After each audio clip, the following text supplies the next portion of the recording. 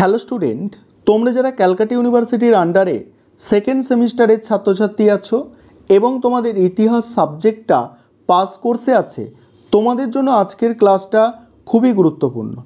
আজকের ক্লাসে তোমাদের 5 নম্বরের দুটি গুরুত্বপূর্ণ প্রশ্নের উত্তর নিয়ে আলোচনা করব। প্রথম প্রশ্ন যেটা আছে, গ্রিক দার্শনিক সক্রেটিসের কৃতিত্ব মূল্যায়ন করো।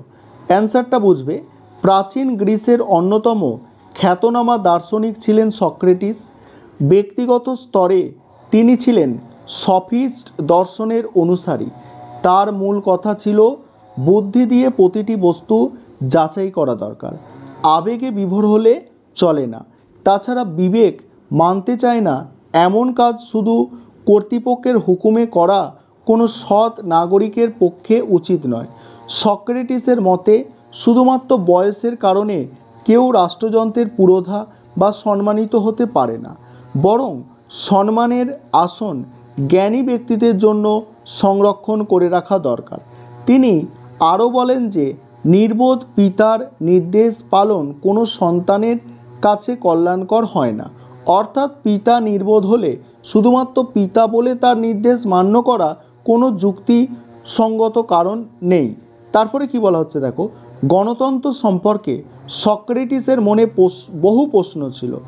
গণতন্ত্রে লটারি মারফত প্রতিনিধি নির্বাচনের ব্যবস্থাকে তিনি মেনে নিতে পারেননি। তার মতে এমন গণতন্ত্র হলো অজ্ঞ ও অশিক্ষিতের শাসন। একমাত্র সত্তর 10টা জ্ঞানীরাই রাজ্য শাসনের অধিকারী।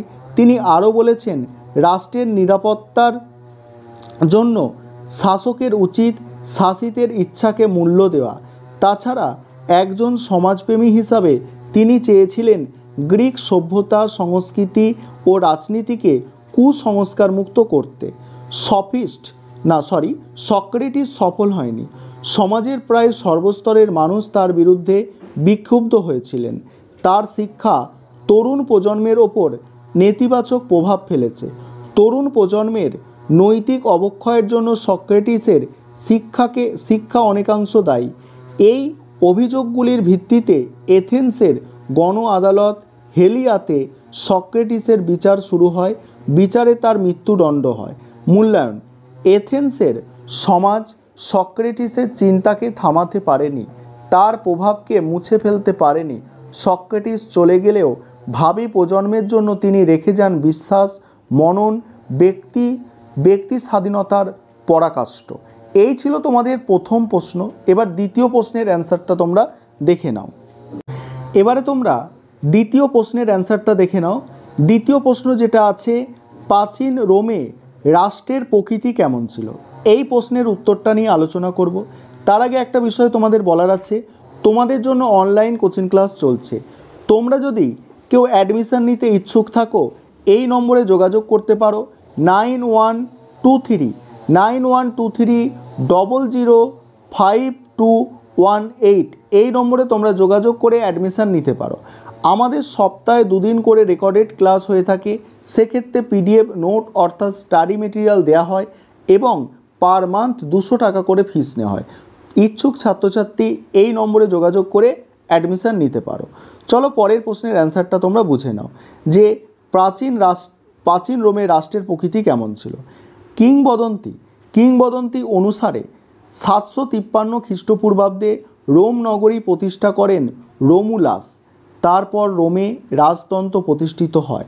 রোমের অন্যতম রাজা টারকুইনাস সুপারবাস ও তার পুত্র টেক্সোটাস এর অত্যাচার ও অর্থনৈতিক কার্যকলাপ রোমের মানুষকে ক্ষুব্ধ করেছিল।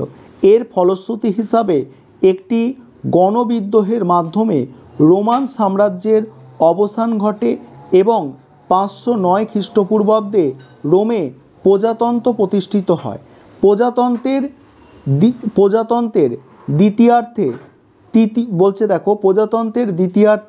তৃতীয় শতক থেকে রোমান সাম্রাজ্য দ্রুত বিস্তার ঘটে।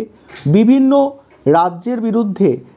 রাজ্যের বিরুদ্ধে সামরিক অভিযান চালিয়ে রোম একদিকে তার রাজ্যের সীমানা বৃদ্ধি করে, অন্যদিকে যুদ্ধবন্দীদের কৃতদাসে পরিণত করে খ্রিস্টপূর্ব প্রথম শতকে রোমান সাম্রাজ্য বিশাল আয়তন লাভ করে খ্রিস্টপূর্ব প্রথম শতকেই একদল রোমান সমরনায়কের উত্থান ঘটে এবং তারা রাজনৈতিক ক্ষমতা কুক্ষিগত করতে উদ্গ্রীব হয়। এর অনিবার্য পরিণতি ছিল অভ্যন্তরীণ গৃহযুদ্ধ। শেষ পর্যন্ত অক্টাভিয়ান নামে এক সামরিক নেতা 27 খ্রিস্টপূর্বাব্দে আগাস্ট সিরাজ উপাধি ধারণ করে। আগাস্টাস সিরাজ উপাধি ধারণ করে। তারপর দেখো প্রিন্সিপেটের শাসন প্রতিষ্ঠা করেন।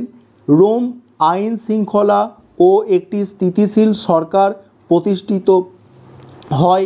সূচনা হয় সাম্রাজ্যিক শাসনের। খ্রিস্টীয় 3য় শতকে রোম এক চরম রাজনৈতিক ও অর্থনৈতিক সংকটের শিকার হয়।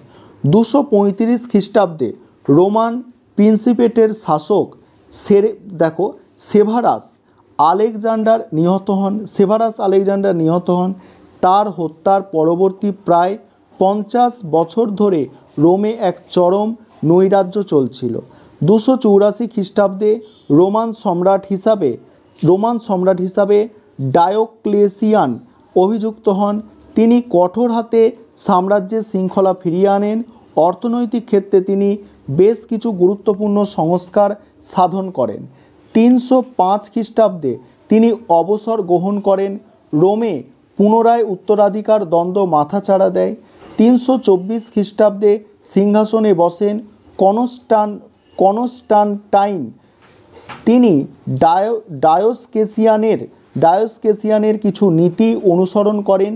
ডায়োস্কেসিয়ান ও কনস্টান্টাইনের আইনের রাজত্বকালে রোমান রাষ্ট্রের প্রকৃতিগত পরিবর্তন লক্ষণীয় হয়ে ওঠে। রোমান সভ্যতা ও সংস্কৃতির কেন্দ্র ক্রমে ইতালীয় উপদ্বীপ থেকে সরে এসে পূর্ব ভূমধ্য সাগরীয় অঞ্চলে কেন্দ্রীভূত হয়। তারপরে কি বলা হচ্ছে দেখো, রোমান সভ্যতা ও সংস্কৃতি ছিল দাস শ্রমের ওপর নির্ভরশীল। উৎপাদনের প্রায় সর্বস্তরেই দাস শ্রমের অস্তিত্ব ছিল লক্ষণীয়। খ্রিস্টপূর্ব 3য় শতক থেকে খ্রিস্টীয় 3য় শতক পর্যন্ত রোমান সভ্যতা সংস্কৃতি ও সমৃদ্ধি ছিল পুরোপুরি দাস শ্রেণীর ওপর নির্ভরশীল। এই ছিল তোমাদের আজকের ক্লাস।